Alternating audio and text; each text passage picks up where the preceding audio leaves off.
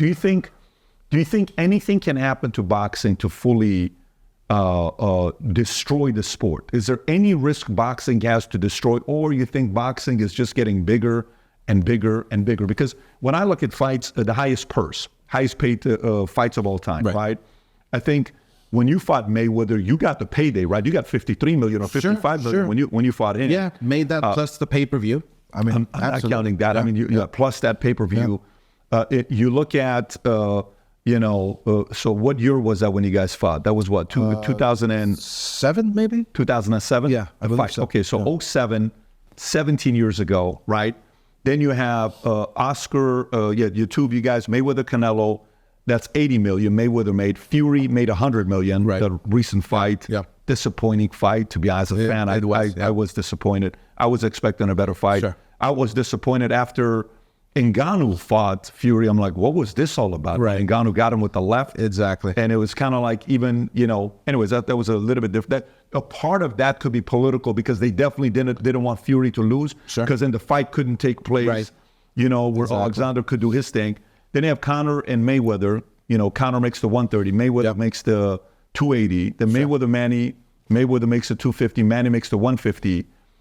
Do you think the best days of boxing are behind us to get that kind of payday, or you think that's going to come up again? Because what is the next big fight like you and Mayweather, or Sure. It would have to include Canelo. Currently, I think he's the cash cow, like they say in boxing. Any type of exhibition, these exhibitions are getting to a point where it's like, why don't we do more if it's generating so much money, right? Like Jake Paul, for instance, fighting a McGregor, or let's say Mayweather having an exhibition with Jake Paul. That can be huge. But those days, yes, you can make an argument that they're over, but they're not until the right fight is made. I strongly feel that in boxing, you can have a dry spell for so many years, and then you have this one big mega fight that will bring everything back. And that's probably what's wrong with boxing. We're not having that consistency. Like the UFC, we're not having consistent pay-per-views, main events happening every weekend. It takes time, a lot of negotiating with fighters. Sometimes fighters don't understand negotiating the right way. Sometimes you outprice yourself. Like, for instance, Canelo right now is asking for $200 million to fight Jose Benavidez, which would be a huge fight. Mm-hmm. But when Canelo's asking for $200 million, that's obviously saying that you don't want to fight. What should he be asking for? 100. I think 100 is a fair number. So you think Canelo's bigger than Fury?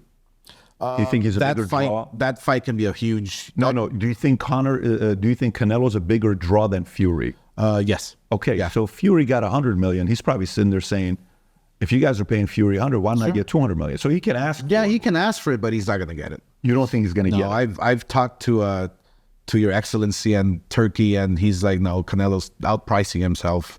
We're not going to do it.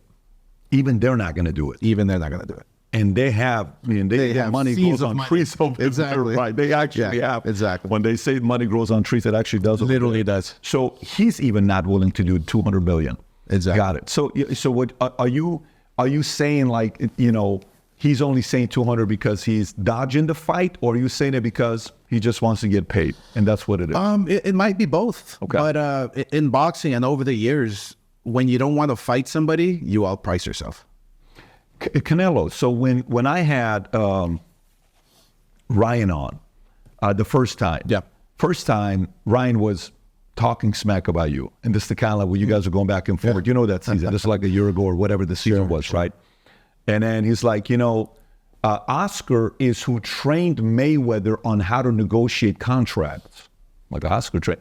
He says what Oscar was able to do is Oscar was able to negotiate for Mayweather to get heavier set of gloves than him getting lighter gloves, and Mayweather eventually learned to be able to negotiate better on the contracts later on in his career, because earlier on he didn't know how to do that. How much credibility do you give to the fact that you were the better guy at how to put deals together that protected you versus maybe Mayweather had to learn that later on? Sure. Well, I mean, look, before Mayweather fought me, he was making $2-3 million on my undercards. Before Pacquiao fought me, nobody knew who he was. And so after beating me, Mayweather becomes Money Mayweather, right? And he becomes this global superstar because he has the platform on pay-per-view. I think we sold 2-point-something million homes. And with Pacquiao as well, a star was born after fighting me. So they got a little taste of how to negotiate better terms for yourself, because my negotiations were one-sided against them. Because you had the leverage? I had the leverage. I was the golden boy. I was the ticket seller.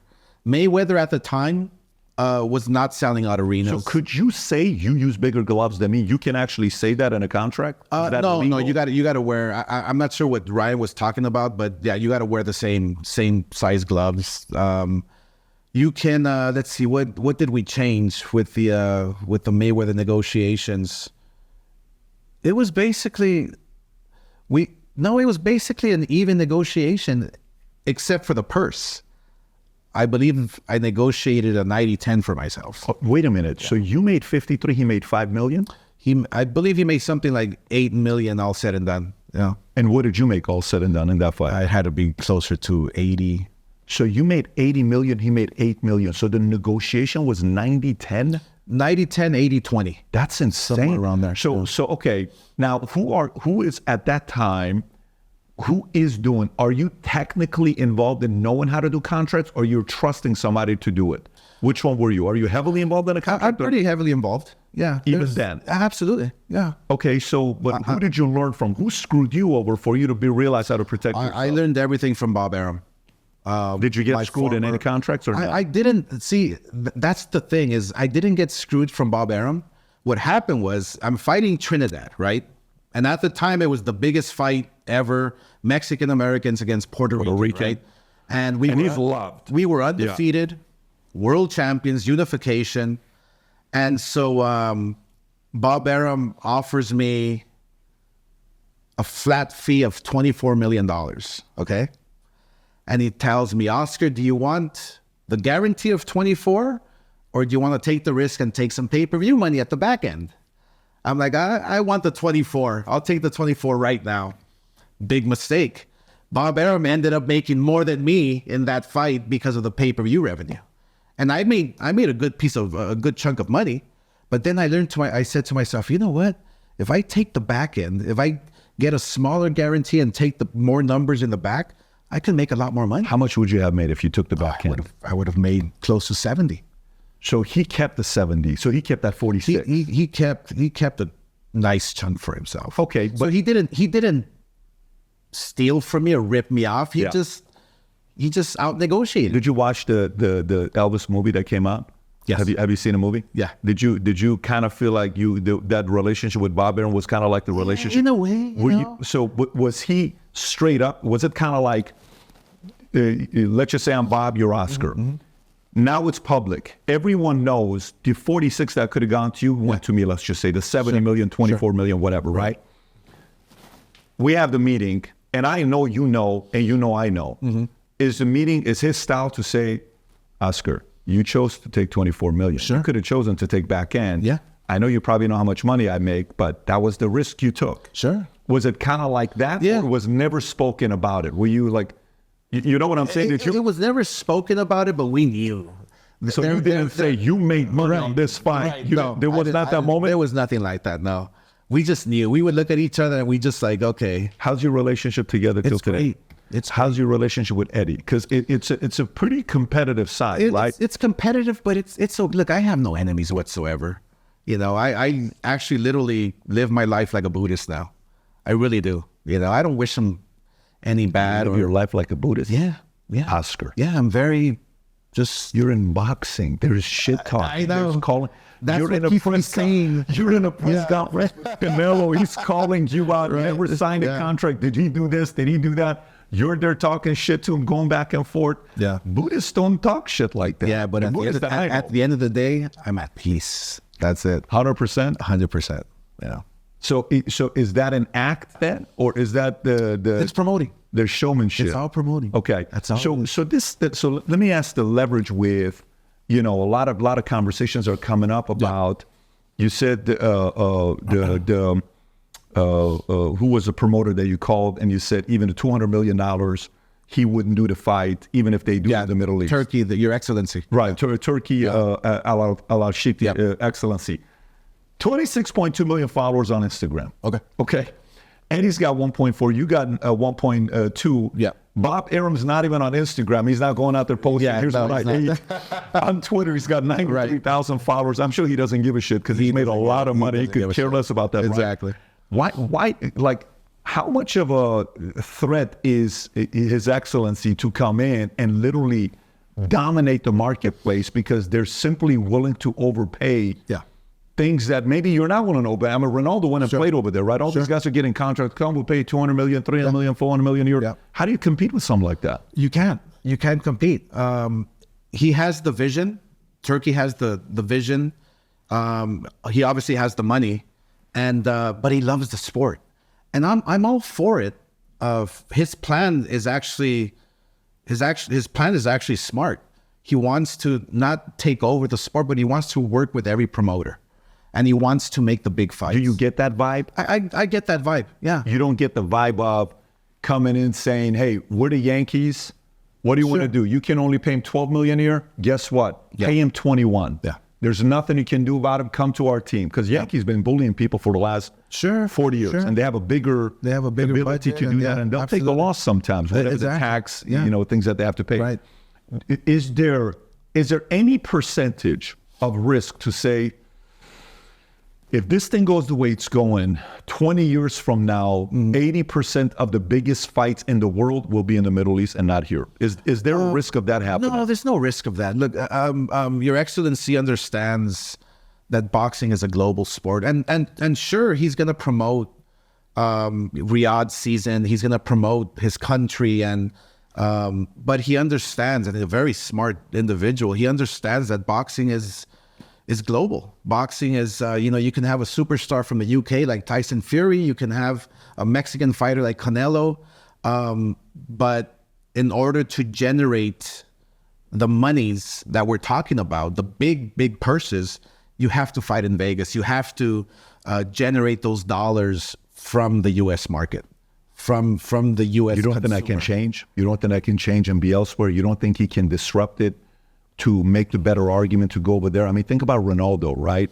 It doesn't get bigger than a celebrity status of Ronaldo. Celebrity status of Ronaldo. He had the option to come here. He had the option to go everywhere. He chose to go play over there. And that was the first moment you're like, oh, shit, what's really going on here? A guy like this could go. Sure. So you're not at all worried about it? I'm not worried about it, no, because I understand that that Turkey is his vision is not only to stage fights in Riyadh, but to stage them all over the world. I mean, you talk about the history of boxing, and he loves his history. He talks to me about Ali versus Frazier and how fights take place in Zaire and fights take place in Mexico and all over the world. So he's a man with a vision. He's a man with deep pockets, and he's a man that loves the sport. And there's no worry whatsoever. Let's make these big fights happen. More power to him.